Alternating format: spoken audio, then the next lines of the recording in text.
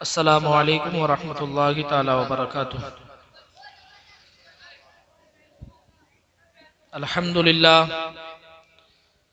अल्हम्दुलिल्लाहि रब्बिल आलमीन वल आक़िबतु लिल मुत्तक़ीन वस्सलातु वस्सलामु अला सय्यिदिल मुरसलीन व अला आलिहि व सहबिहि अजमईन। अम्मा बाद फ़अऊज़ु बिल्लाहि मिनश शैतानिर रजीम। बिस्मिल्लाहिर रहमानिर रहीम। तबारकल्लज़ी नज़्ज़लल फ़ुरक़ान अला अब्दिही लियकूना लिल आलमीन नज़ीरा। सदक़ल्लाहुल अज़ीम। आइए हम और आप इंतहाई अक़ीदत व मोहब्बत के साथ अपने और सारी कायनात के मरकज़ अक़ीदत अरवाहुना फ़िदा मुहम्मदुर रसूलुल्लाह सल्लल्लाहु तआला अलैहि वसल्लम की बारगाह मुक़द्दसा में दुरूद व सलाम की डालियाँ निछावर करें और पढ़ें बावाज़े बुलंद अल्लाहु रब्बु मुहम्मदिन सल्लल्लाहु अलैहि वसल्लम नहनु इबादु मुहम्मदिन सल्लल्लाहु अलैहि वसल्लम सलातन व सलामन अलैका या रसूलल्लाह सल्लल्लाहु तआला अलैहि वसल्लम। लाइक़ मुबारकबाद हैं आप हजरात, क्या आप अज़मत मुस्तफ़ा और जश्न दस्तार बंदी के इजलास में आए हुए हैं और यकीनन बिलखुसूस सिहाली जागीर के रहने वाले और ज़्यादा मुबारकबाद के लायक हैं कि आप लोगों ने मेहनतें की, मशक्क़तें की, अपना माल खर्च किया और आज आपने एक फसले बहार हुफ़ाज़ व कुर्रा की शक्ल में आप काट रहे हैं। यकीनन आप लोगों ने मदरसे की मदद की, मदरसे के जो जिम्मेदारान हैं उनकी मदद की और उन्होंने मेहनतें की, तभी आपके मदरसे में इतने हुफ़ाज़ और कारी पैदा हुए हैं।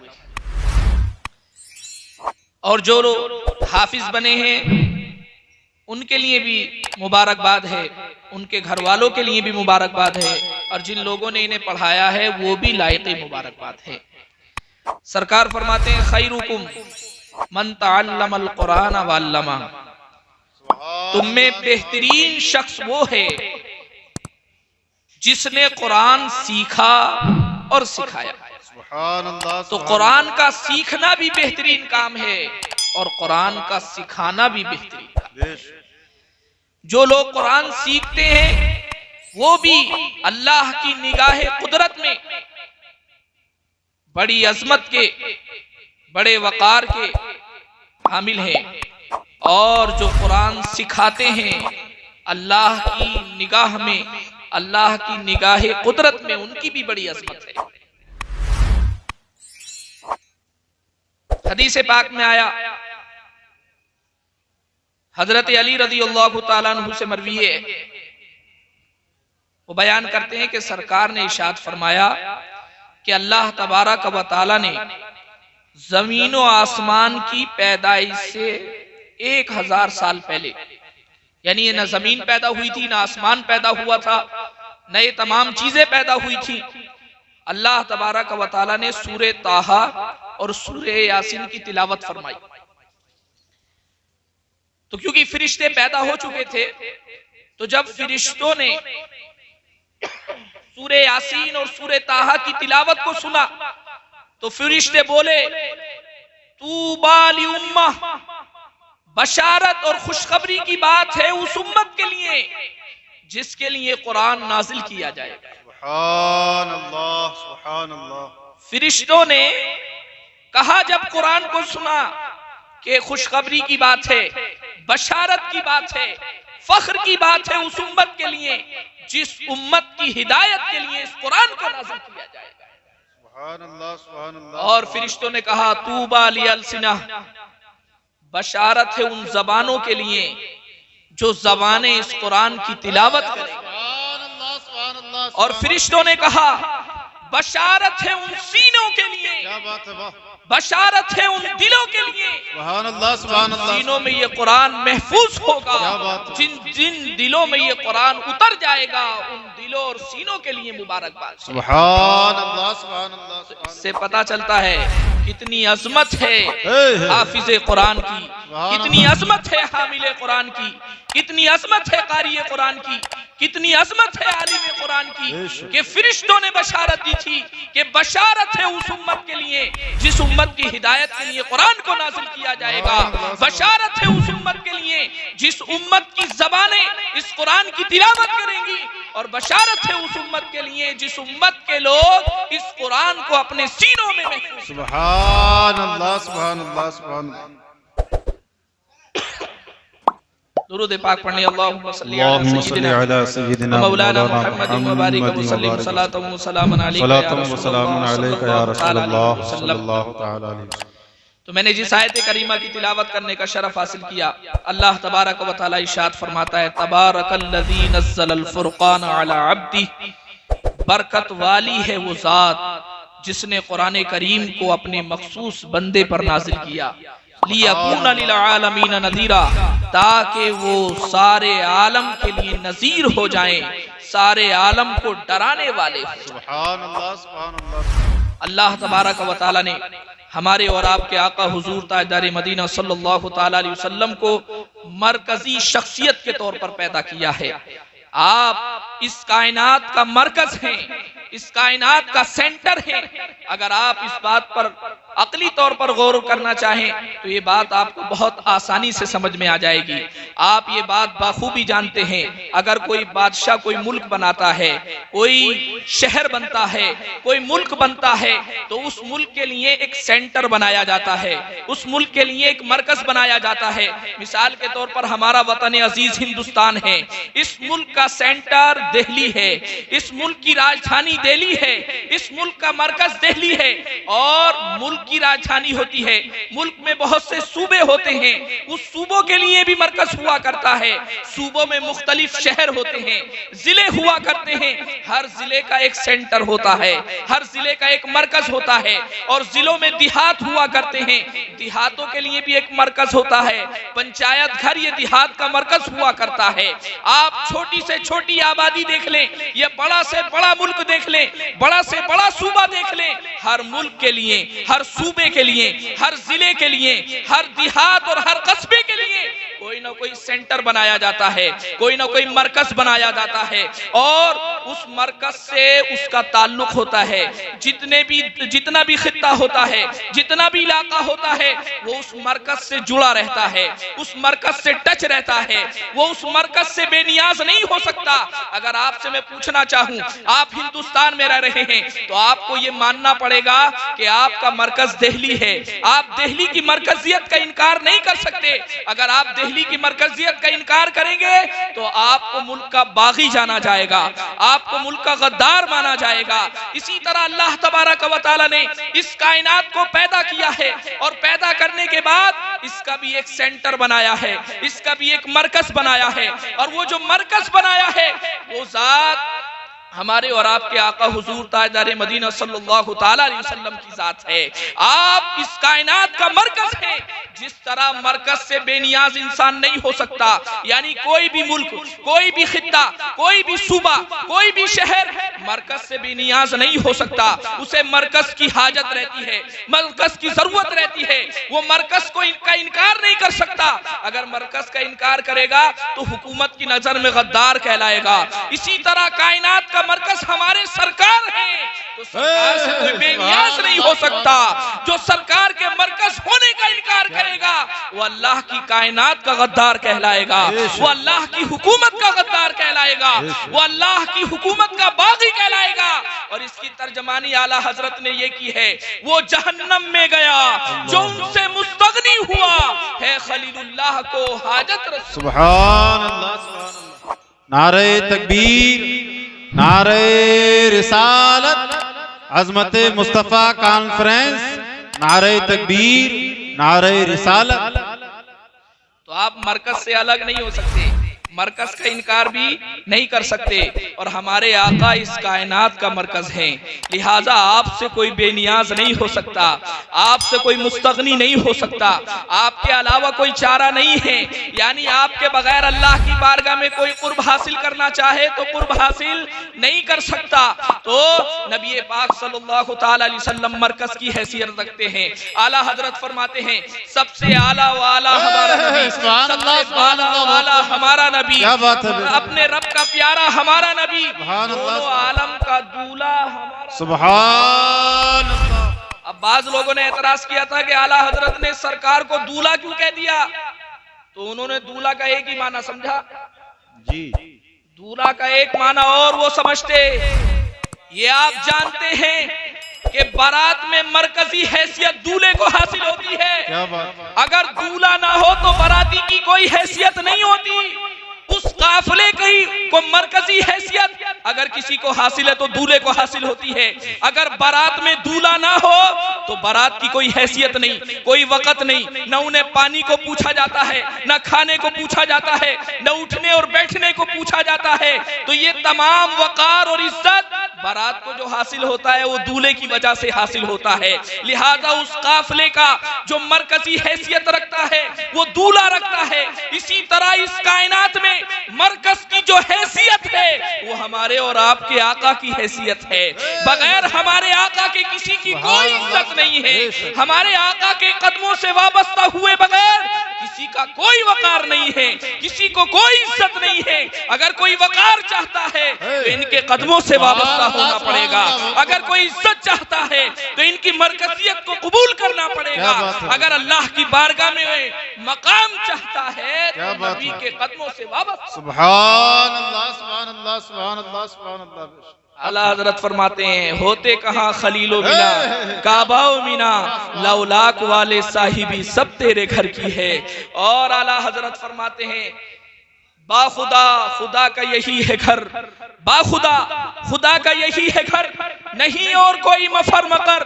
जो वहां से हो यही आके हो, जो यहाँ नहीं वो वहां नहीं। सुभान अल्लाह, सुभान अल्लाह, सुभान अल्लाह। तो सरकार मरकज की हैसियत रखते हैं। जिसको जो भी इज्जत चाहिए, जिसको जो भी वकार चाहिए, जिसको जो कुछ भी चाहिए, दौलत चाहिए, औलाद चाहिए, माल चाहिए, दुनिया और आखिरत में इज्जत चाहिए, तो नबी के कदमों से वाबस्ता होना पड़ेगा। ला व रब्बिल अर्श, जिसको जो मिला उनसे मिला। बढ़ती है कौनैन में नेमत रसूलुल्लाह। मैं आपको बताता चलूं हमारा अकीदा है, ये तमाम मुसलमानों का अकीदा है, और जो ये अकीदा न रखे वो अपनी खैर मनाए। बहुत से अंबिया किराम दुनिया में तशरीफ लाए हैं। कभी कभी ऐसा भी हुआ है कि एक एक वक्त में कई कई अंबिया किराम दुनिया में तशरीफ लाए हैं। 10-10 अंबिया किराम दुनिया में मौजूद होते थे और हालात ये होते थे कि एक खित्ते का एक नबी होता था, एक इलाके का एक नबी होता था, दूसरा नबी दूसरे इलाके का नबी हुआ करता था, दूसरे खित्ते का नबी हुआ करता था। और ये अकीदे की बात है, ये हम सब का अकीदा है। जिस खित्ते और जिस इलाके जिस तरफ भी किसी नबी को भेजा गया है, जिस कौम में जिस नबी को पैदा किया गया, वो नबी कौम में सबसे अफजल होता था, सबसे ज्यादा दानिशमंद होता था, सबसे ज्यादा अक्लमंद होता था, सबसे ज्यादा इल्म वाला होता था, सबसे ज्यादा आला नसब और सबसे आला घराने का हुआ करता था। यानी जो नबी जिस खित्ते में आता था उस खित्ते में सबसे आला होता था, सबसे अफजल होता था, सबसे बरतर हुआ करता था। तो जो नबी जिस खित्ते में आता उस खित्ते में सबसे आला, सबसे अफजल, सबसे बरतर हुआ करता था। तो वो एक खित्ते के नबी होते थे। लेकिन हमारे और आपके आका हुजूर ताजदार मदीना किसी एक खित्ते के लिए नबी नहीं है, किसी एक इलाके के लिए नबी नहीं है, किसी एक जमाने के लिए नबी नहीं है, बल्कि आप पूरी कायनात के लिए नबी बनाकर भेजे गए हैं। तो जब कायदा ये है कि जब नबी आता है जिस खित्ते के लिए आता है उस खित्ते में वो सबसे अफजल होता है, तो हमारे आका पूरी कायनात के लिए नबी बनकर आए हैं। लिहाजा पूरी कायनात में सबसे अफजल, सबसे बरतर आप हैं। सुभान अल्लाह, सुभान अल्लाह। नारे तकबीर, नारे रिसालत, नारे रिसालत। सुभान अल्लाह, सुभान अल्लाह। कायदा यही है अकीदे का कि जो नबी जिस कौम में आता है उस कौम में सबसे आला वो होता क्या बात है, है, वाह। सबसे अफजल वो होता है।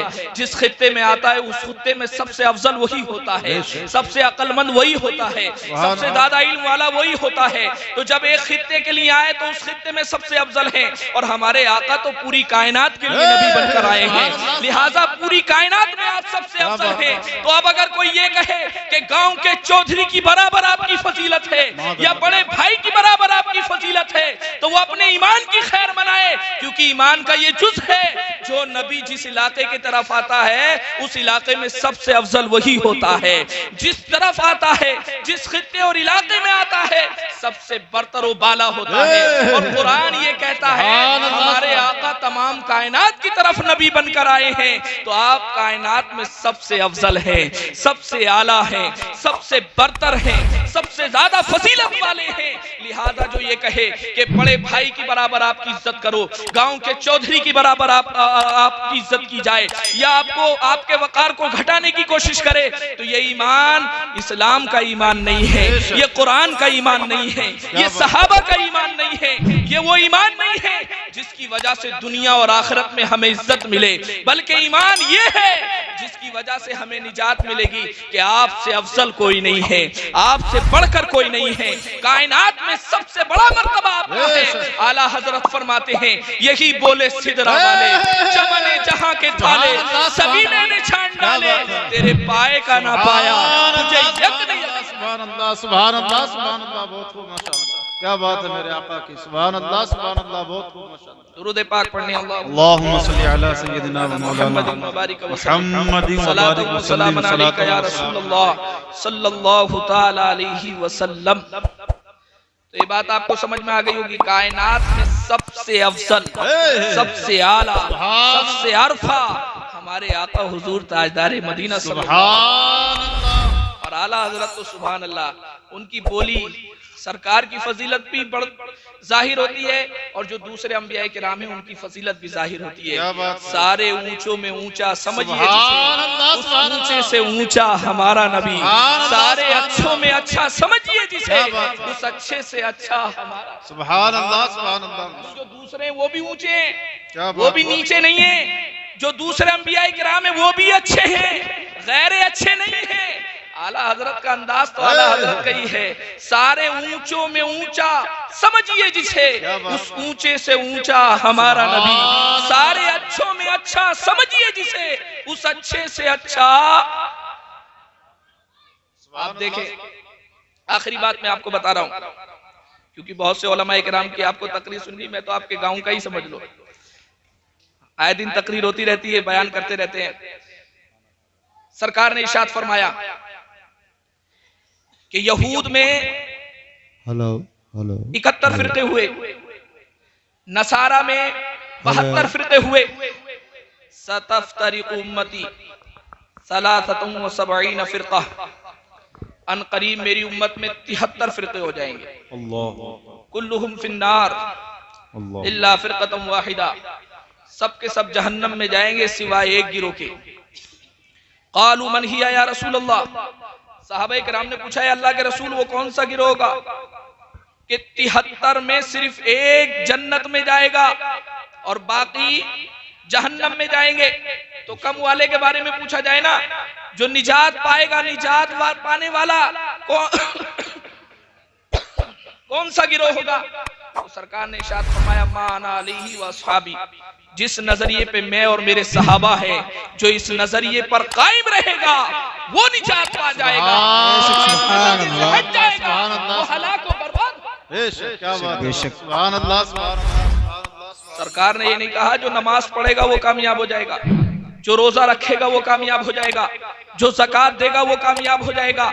लेकिन ऐसा भी नहीं है कि नमाज की कोई अहमियत नहीं है, नमाज अहमुल इबादत है।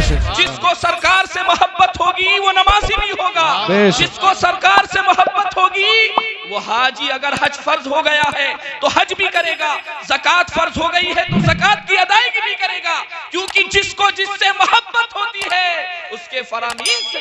सुभान अल्लाह, सुभान अल्लाह, सुभान अल्लाह। लेकिन निजात का दारोमदार नजरिए पर है, निजात का दारोमदार अकीदे पर है, एक मर्तबा का वाकया है, जब सरकार का विसाले पुरमलाल हो गया तो हजरत उस्मान गनी रज़ी अल्लाह ताला अन्हु को बहुत मलाल हुआ।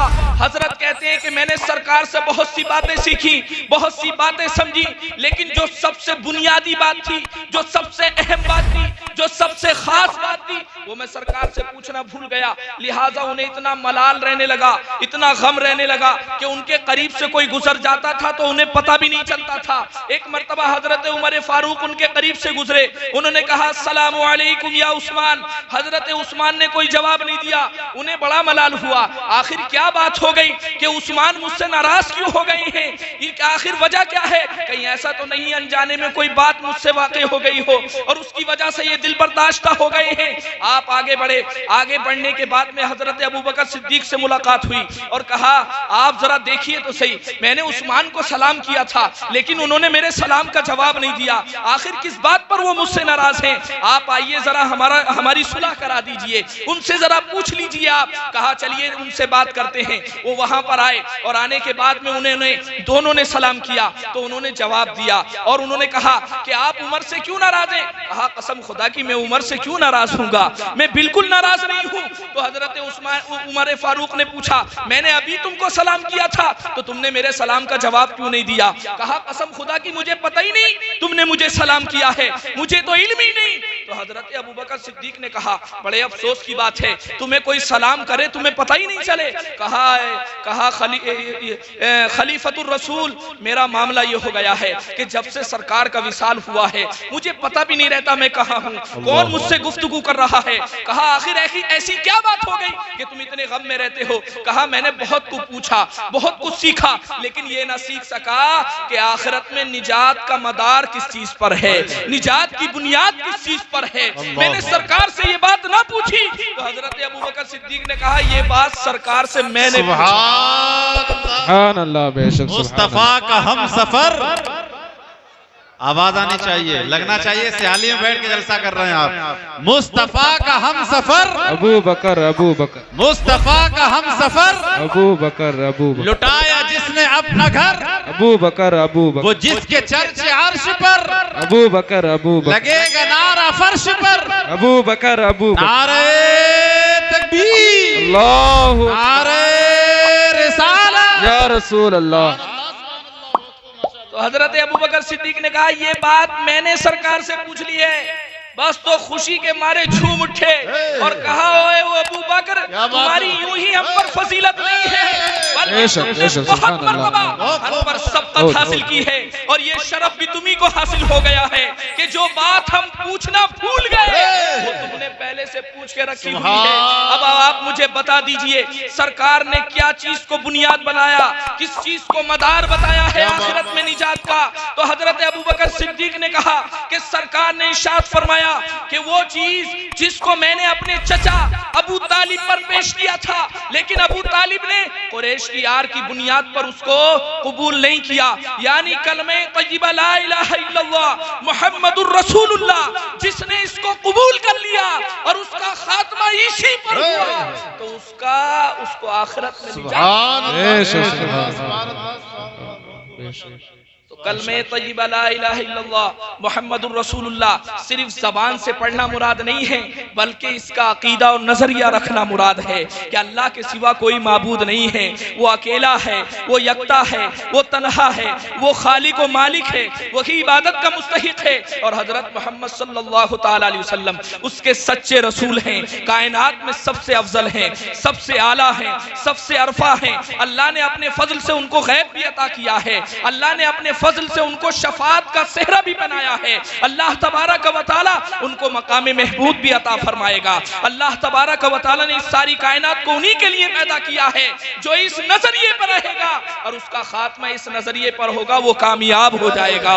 तो सरकार ने इरशाद फरमाया जिस नजरिए पर मैं और मेरे सहाबा मौजूद हैं, जो इस नजरिए पर कायम रहेगा वो निजात पा जाएगा, जो इस नजरिए से हट जाएगा वो हलाको बर्बाद हो जाएगा। तो अब अज़मत मुस्तफ़ा के ताल्लुक से एक हदीस सहाबा इकराम का क्या नजरिया था बस ये सुना दूं और फिर मैं आपसे रुखसत उम्मत होना चाहता सुभान अल्लाह, हूं। सुभान आप दुरूद अल्लाह। पाक पढ़ने अल्लाहुम्मा सल्ली अला सय्यिदिना व मौलाना मुहम्मद सल्लल्लाहु व सलाम अलैका या रसूल अल्लाह सल्लल्लाहु तआला अलैहि वसल्लम। सरकार का विसाल, जिस दिन सरकार का विसाल हुआ उस दिन फजर की नमाज में हजरत अबू बकर सिद्दीक नमाज पढ़ा रहे थे।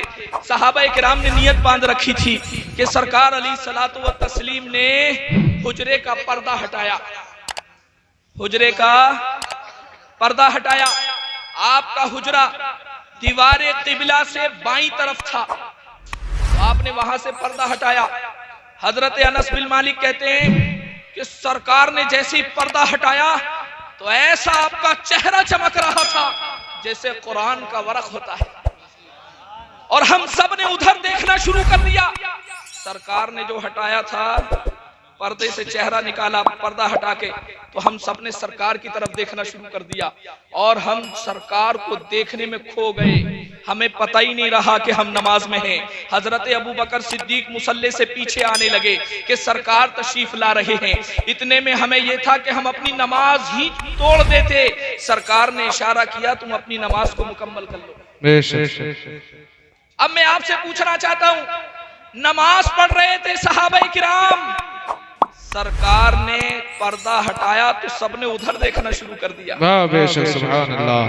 नमाज के अंदर सरकार का ख्याल आया कि नहीं आया? ख्याल ही नहीं आया, सरकार का दीदार कर लिया। और ऐसा दीदार, मसला सुन ले, अगर आप नमाज पढ़ रहे हैं और नमाज पढ़ने की हालत में सिर्फ कंखियां घुमाएं, यानी चेहरा ना घूमे, ढेले घूमे, ये ऐसे ऐसे, तो ये मकरूए तंजीही है। और अगर आप चेहरा घुमाएंगे तो मकरूए तहरीमी है। मकरूए तहरीमी का मतलब ये है कि नमाज दोबारा पढ़ना वाजिब है।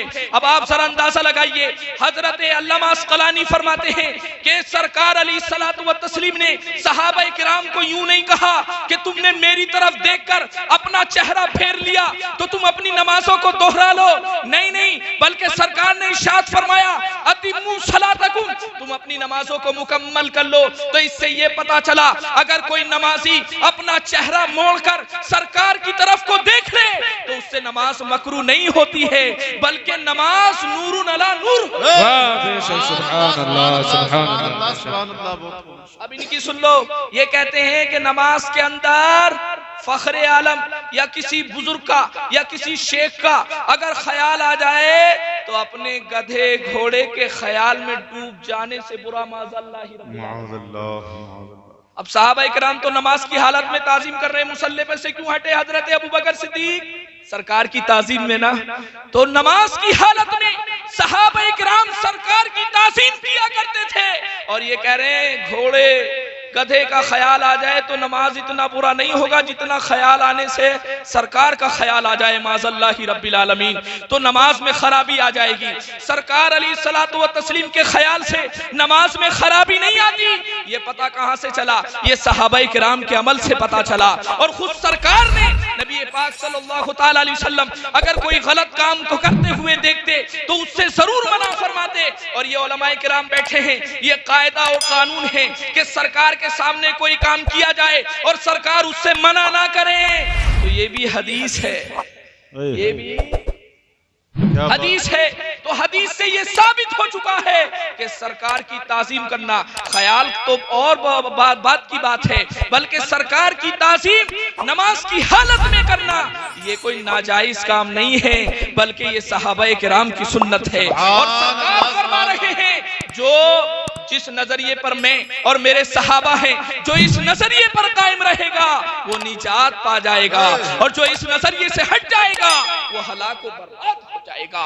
तो सहाबाए किराम का नजरिया तो ये है कि अगर ख्याल तो बहुत बात की बात है, अगर नमाज के अंदर नबी की ताजीम भी करनी पड़े तो उससे पीछे नहीं हटना है, बल्कि नबी की ताजीम करना है। नबी का ख्याल, जब आप सरकार पर दुरूद पढ़ेंगे, अत्तहियात पढ़ेंगे, अस्सलामु अलैका अय्युहन नबिय्यु कहेंगे, तो जब सरकार का नाम लेंगे तो ख्याल नहीं आएगा तो क्या होगा। आप कैसी नमाज पढ़ रहे हैं, कौम को कौन से दीन की बात बता रहे हैं। ये दीन इस्लामी दीन नहीं है। इस्लामी दीन तो ये है कि आप नमाज पढ़ें तब भी सरकार का ख्याल लाएं। आप जो काम करें सरकार को पेश नजर रख के करें, क्योंकि सरकार आपके लिए आइडियल है, सरकार आपके लिए रूल मॉडल है, सरकार की जिंदगी आपके लिए बेहतरीन नमूना है। आप जो काम भी करें सरकार को पेश नजर रखें, अपनी निगाहों के सामने रखें, बुजुर्गों से मोहब्बत करते रहें, सहाबा किराम के नजरिए को फॉलो करें, इसी में कामयाबी है। आला हजरत फरमाते हैं लहद में इश्क़े रुखे शह का दाग लेके चले, अंधेरी रात सुनी थी चराग लेके चले, या रसूल अल्लाह तेरे गुलामों का नक्शे कदम है राहे खुदा, वो क्या बहक सके जो ये सुराग ले। बेशक सुभान